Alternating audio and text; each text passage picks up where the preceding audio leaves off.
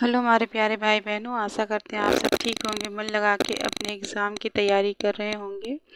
तो जैसे कि ये हिंदी के टीजीटी के क्वेश्चन है और चलिए हम प्रीवियस ईयर क्वेश्चन से स्टार्टिंग करते हैं। तो 32 क्वेश्चन से आज हमें स्टार्टिंग करनी है। रामचंद्र शुक्ल ने रीतिकाल का समय माना है, तो ऑप्शन बी 1700 से 1900 विक्रम संवत तक। तो इसी व्याख्या करते हैं। आचार्य रामचंद्र शुक्ल ने रीतिकाल का समय संवत 1700 से 1900 विक्रम संवत माना है। आचार्य शुक्ल ने हिंदी साहित्य के इतिहास के 900 वर्षों का निम्न अनुसार 4 भागों में विभाजित किया है तथा प्रत्येक कालखंड का समुचित नामकरण किया। आदिकाल यानी कि वीर गाथा काल संवत 1050 से 1375 विक्रम संवत तक। पूर्व मध्य काल जिसे भक्ति काल भी कहते हैं, संवत 1375 से 1700 विक्रम संवत तक। उत्तर मध्यकाल रीतिकाल भी कहते हैं, संवत 1700 से 1900 विक्रम संवत तक। आधुनिक काल जिसे गद्य काल भी कहते हैं, संवत 1900 से 1984 विक्रम संवत तक। तो नेक्स्ट क्वेश्चन करते हैं। निम्नलिखित में से किसने हिंदी साहित्य का इतिहास नहीं लिखा? तो ऑप्शन सी सही है, डॉक्टर नागेंद्र ने। की व्याख्या करते हैं। निम्नलिखित में से डॉक्टर नागेंद्र ने हिंदी साहित्य का इतिहास नहीं लिखा, बल्कि ये हिंदी साहित्य का इतिहास ग्रंथ के संपादक हैं, जबकि डॉक्टर रामकुमार वर्मा द्वारा लिखित इतिहास हिंदी साहित्य का आलोचनात्मक इतिहास नामक ग्रंथ है। इसकी व्याख्या फिर से करते हैं। निम्नलिखित में से डॉक्टर नागेंद्र ने हिंदी साहित्य का इतिहास नहीं लिखा, बल्कि ये हिंदी साहित्य का इतिहास ग्रंथ के संपादक हैं, जबकि डॉक्टर रामकुमार वर्मा द्वारा लिखित इतिहास हिंदी साहित्य का आलोचनात्मक इतिहास नामक ग्रंथ है। हजारी प्रसाद द्विवेदी ने 3 इतिहास ग्रंथों की रचना की। हिंदी साहित्य की भूमिका 1940 ईस्वी, हिंदी साहित्य उद्भव और विकास 1952 ईस्वी और हिंदी साहित्य का आदिकाल 1952 ईस्वी। डॉक्टर लक्ष्मी सागर वार्ष्णेय ने हिंदुई साहित्य का इतिहास 1952 ईस्वी नामक इतिहास ग्रंथ लिखा। तो नेक्स्ट क्वेश्चन करते हैं। किस इतिहास लेखक ने अपने इतिहास ग्रंथ में लगभग 5000 कवियों का विवरण दिया है? तो ऑप्शन ए सही है, मिश्र बंधु। दिए गए साहित्यकारों में मिश्र बंधु ने अपने साहित्य इतिहास ग्रंथ में लगभग 4591 कवियों का विवरण दिया है। मिश्र बंधुओं में गणेश बिहारी, श्याम बिहारी तथा सुखदेव बिहारी, इन्होंने मिश्र बंधु विनोद नामक इतिहास ग्रंथ की रचना की। इसका प्रकाशन 4 भागों में हुआ। प्रथम 3 भागों का प्रकाशन सन 1913 ईस्वी में तथा चतुर्थ भाग का प्रकाशन सन 1934 ईस्वी में हुआ। शिव सिंह सेंगर ने शिव सिंह सरोज 1883 ईस्वी नामक ग्रंथ में 838 कवियों का विवरण दिया है। ग्रियर्सन ने अपने इतिहास ग्रंथ में 952 कवियों, आचार्य शुक्ल ने अपने इतिहास ग्रंथ में 1000 कवियों और लेखकों का शामिल किया है। तो चलते हैं नेक्स्ट क्वेश्चन पे। आचार्य रामचंद्र शुक्ल के इतिहास ग्रंथ में कालों के नामकरण का आधार क्या है? ऑप्शन होगा बी सही, युग प्रवृत्ति। तो इसकी व्याख्या करते हैं। आचार्य रामचंद्र शुक्ल के इतिहास ग्रंथ में कालों के नामकरण का आधार युग प्रवृत्ति रहा है। आचार्य शुक्ल ने अपना इतिहास ग्रंथ हिंदी साहित्य का इतिहास विधेयवादी पद्धति पर लिखा है, जिसका प्रकाशन 1929 ईस्वी में हुआ है। नेक्स्ट क्वेश्चन है, इतिहास लेखन की सबसे विकसित पद्धति है?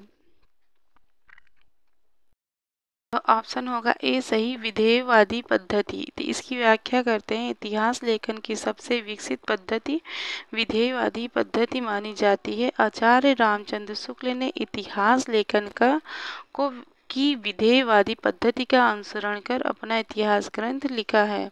फ्रेंच विद्वान तेन ने विधेयवादी पद्धति को सुव्यवस्थित सिद्धांत के रूप में स्थापित किया था। नेक्स्ट क्वेश्चन है, हिंदी साहित्य का इतिहास दर्शन नामक ग्रंथ के लेखक हैं। ऑप्शन बी सही होगा, डॉक्टर नलिन विलोचन शर्मा। तो इसकी व्याख्या करते हैं। हिंदी साहित्य का इतिहास दर्शन नामक इतिहास ग्रंथ के लेखक डॉक्टर नलिन विलोचन शर्मा हैं। प्रश्न में हिंदी देने के कारण त्रुटिपूर्ण है। तो लेखक और ग्रंथ विजेंद्र स्नातक। हिंदी साहित्य का इतिहास डॉक्टर नामवर सिंह। दूसरी परंपरा की खोज डॉक्टर विनय मोहन। हिंदी साहित्य का अभ्युत्थान। तो नेक्स्ट क्वेश्चन है, भारतीय साहित्य की भूमिका के लेखक हैं। Option C Ramvilas Sharma. इसकी व्याख्या करते हैं। भारतीय साहित्य की भूमिका के लेखक रामविलास शर्मा हैं। इनकी अन्य पुस्तकें हैं भारतीय सौंदर्यबोध और तुलसीदास, लोक जागरण और हिंदी साहित्य, परंपरा का मूल्यांकन आदि। दूधनाथ सिंह ने सपाट चेहरे वाला आदमी, कहानी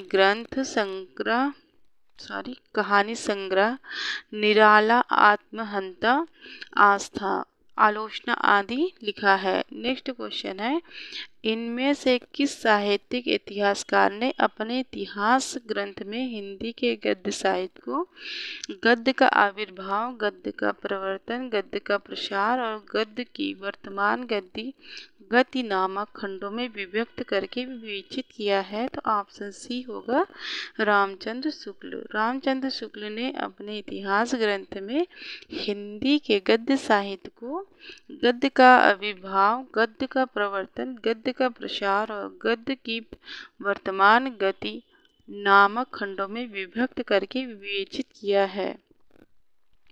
हिंदी साहित्य के उत्तर मध्यकाल को कला काल नाम देने वाला विद्वान है? तो ऑप्शन होगा बी सही, रमाशंकर शुक्ल रसाल। तो इसकी व्याख्या करते हैं। हिंदी साहित्य के उत्तर मध्यकाल को कला काल नाम देने वाले विद्वान रमाशंकर शुक्ल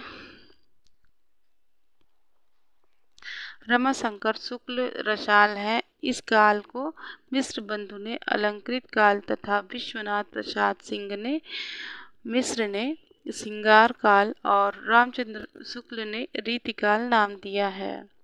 तो नेक्स्ट क्वेश्चन है, the modern vernacular literature of Hindustan के लेखक हैं। ऑप्शन ए सही है, जॉर्ज ग्रेसन। इसकी व्याख्या करते हैं। The modern vernacular literature of Hindustan के लेखक जॉर्ज ग्रेसन हैं। इस रचना को सच्चे अर्थ में हिंदी साहित्य का पहला इतिहास ग्रंथ माना जाता है। ग्रेसन ने अपने ग्रंथ में 952 कवियों को शामिल किया। डॉक्टर किशोरी लाल गुप्त ने the modern vernacular literature of Hindustan का हिंदी साहित्य का प्रथम इतिहास शीर्षक से हिंदी अनुवाद किया, जिसका प्रकाशन 1957 ईस्वी में हुआ। नेक्स्ट क्वेश्चन है, हिंदी साहित्य के इतिहास के लेखन की परंपरा का सूत्रपात किया था? तो ऑप्शन भी सही है, गारसदा तासी ने। तो इसकी व्याख्या करते हैं। हिंदी साहित्य के इतिहास लेखन की परंपरा का सूत्रपात गारसदा तासी ने किया था। गारसदा तासी की पुस्तक फ्रेंच भाषा में है। इनकी पुस्तक का नाम इस्तवार द ला लिटरेत्यूर हिंदुस्तानी है। यह पुस्तक 2 भागों में विभक्त है, जिसका प्रकाशन क्रमशः 1839 ईस्वी से 1847 ईस्वी में हुआ। द्वितीय संस्करण में यह 3 भागों में विभक्त हो गया, जिसका प्रकाशन 1871 ईस्वी में हुआ। तो आज की वीडियो हम यहीं पे समाप्त करते हैं। अगर ये हमारी वीडियो आपको अच्छी लगे तो प्लीज़ इसे लाइक करिएगा, सब्सक्राइब करिएगा और शेयर करिएगा, और अपने प्यारे प्यारे कमेंट भी लिखिएगा, और प्लीज़ कोई सुझाव हो तो उसे भी हमें बताइएगा। तो मिलते हैं नेक्स्ट वीडियो में, तब तक के लिए धन्यवाद।